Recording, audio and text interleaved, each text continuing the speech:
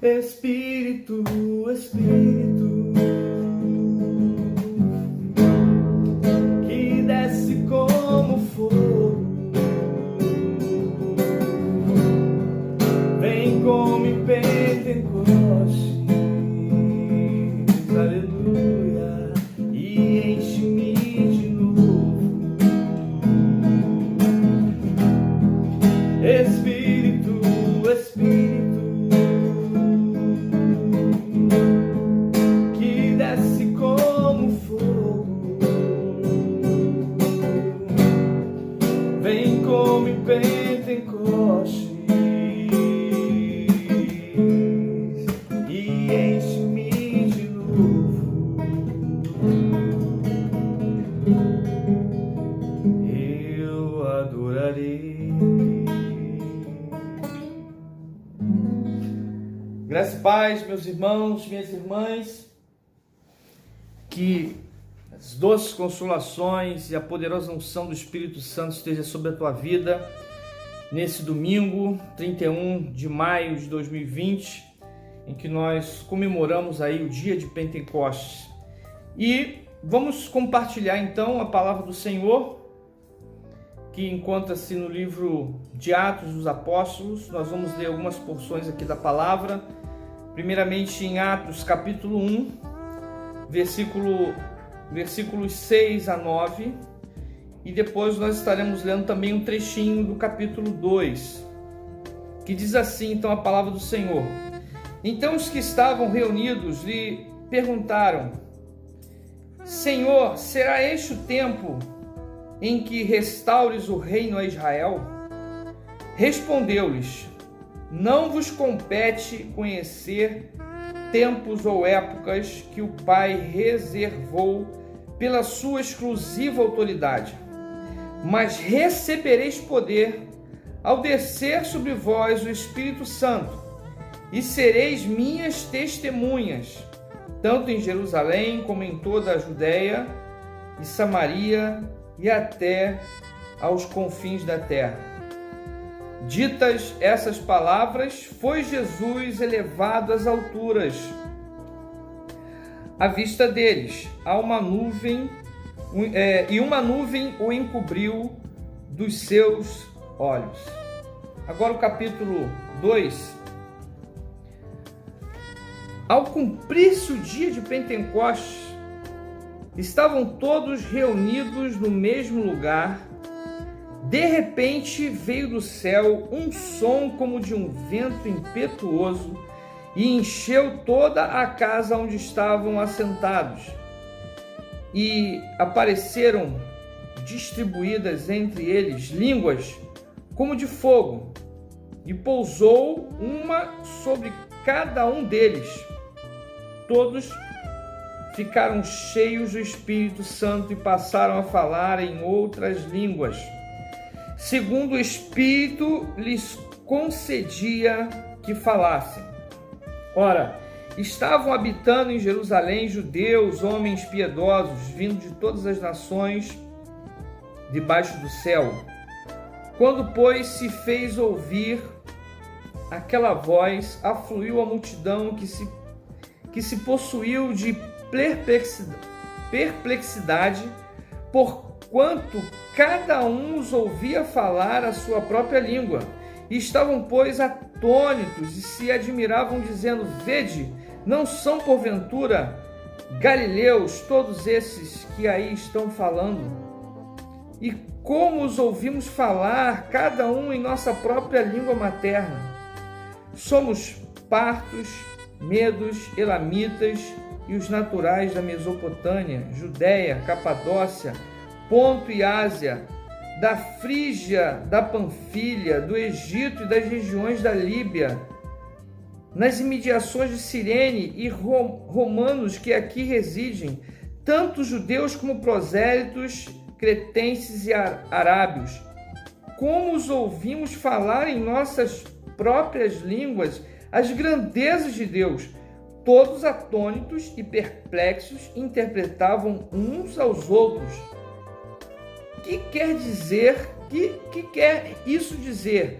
Outros, porém, zombavam, diziam: estão embriagados. Vamos orar. Senhor, mais uma vez nós queremos te agradecer pela tua poderosa e santa palavra, e que mais uma vez nesse momento em que nós estaremos compartilhando essa palavra com os irmãos da Igreja Metodista em Jardim Oceânico e tantos outros colaboradores que assistem as nossas mensagens no nosso canal, na internet, no YouTube, que o Senhor possa estar mais uma vez trazendo edificação para os nossos corações e nos dando visão espiritual, discernimento, capacitação para fazer a tua obra, em nome de Jesus. Amém e amém. Bem, meus irmãos, Pentecostes, a festa judaica que era celebrada 50 dias após a Páscoa. E essa festa era uma festa que gerava uma peregrinação até Jerusalém, como nós vemos aqui no texto de Atos capítulo 2. Muitas pessoas iam ali, judeus, prosélitos, para celebrar essa festividade.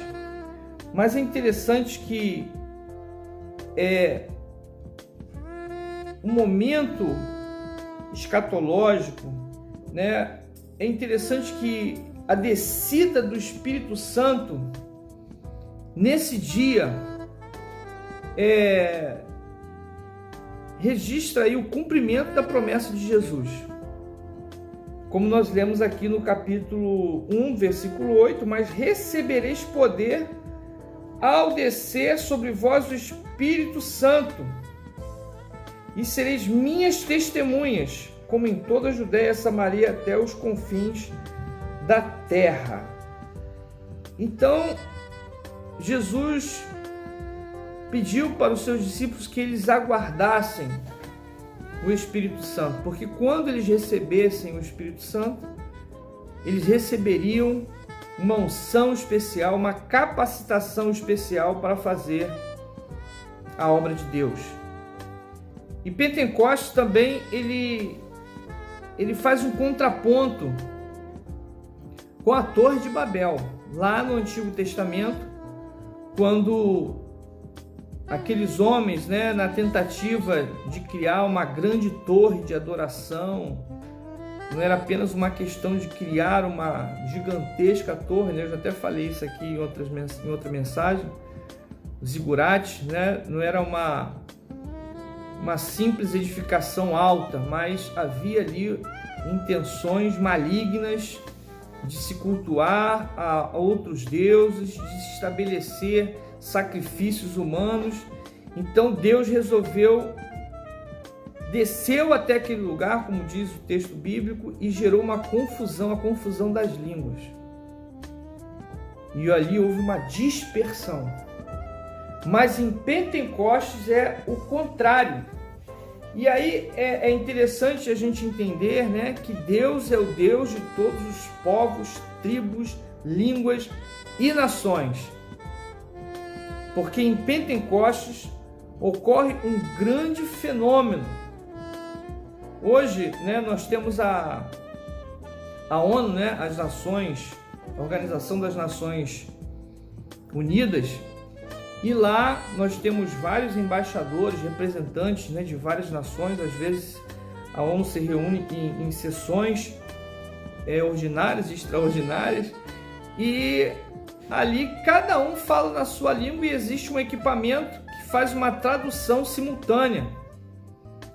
E as pessoas, os embaixadores, que às vezes não dominam o idioma, o inglês, ele fala na sua língua de origem, e os demais componentes da mesa, que fazem parte de diversas nações ali, com aquele equipamento de tradução, um tradutor consegue entender na sua língua materna o que o outro está falando. Mas naquela época, em Jerusalém, do ano 0 ali, do primeiro século, não tinha essa tecnologia. mas o Espírito Santo promoveu uma tradução simultânea. Então houve um fenômeno espiritual, houve um momento ali, esse fenômeno espiritual que ocorreu ali, esse milagre da tradução simultânea, estava apontando para algo missionário, mostrando que aquela igreja que estava nascendo naquele momento, porque até então havia o que? Uma promessa, havia uma expectativa. É naquele momento em que nasce a era da igreja. E aquelas pessoas que estavam ali conseguiam entender uma às outras.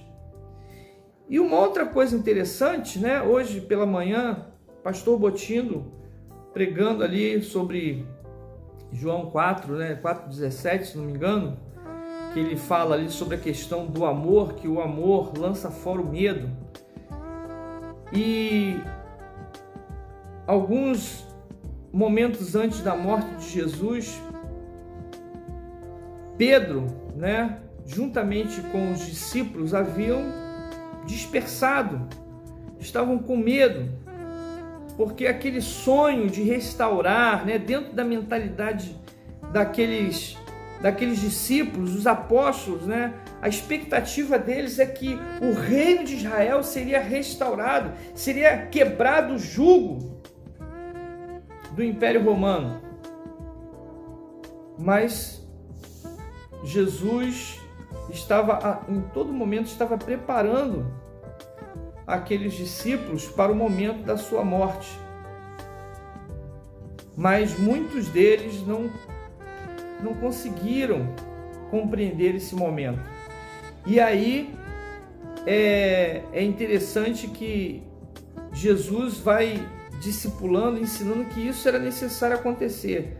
Mas os discípulos continuavam com aquela mentalidade: o reino de Israel será restaurado. Mas Jesus mostra que a mensagem do Evangelho não era apenas para os judeus, era para toda a humanidade, todos os povos, tribos, línguas e nações. Mas de repente aqueles homens ficaram acovardados, se dispersaram. Pedro nega Jesus 3 vezes. Jesus já havia falado para ele: Pedro, antes que o galo cante 3 vezes você me negará. E de fato Pedro se acovardou, teve medo, negou Jesus 3 vezes. Mas a Bíblia diz que depois Pedro se arrependeu, chorou amargamente. Ele não tomou a mesma atitude de Judas. Mas nós vemos também Jesus dizendo para Pedro: Pedro, eu intercedi por ti. Jesus também foi e continua sendo um grande intercessor da humanidade. Eu queria ainda compartilhar com os irmãos um texto aqui em Mateus, capítulo 16,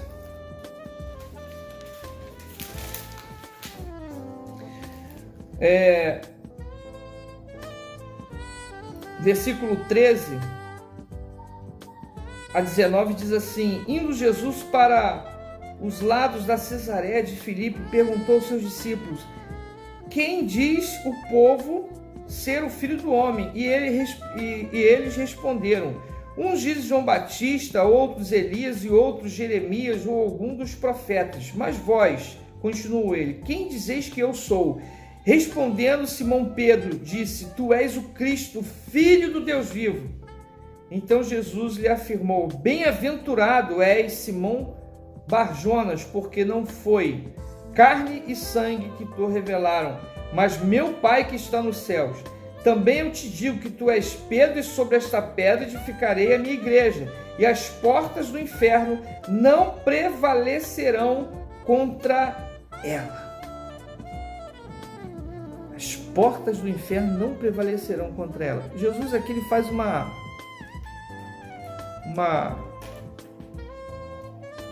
brincadeira aqui com o nome de Pedro, né? Porque Ele faz um jogo de palavras aqui, porque de fato a pedra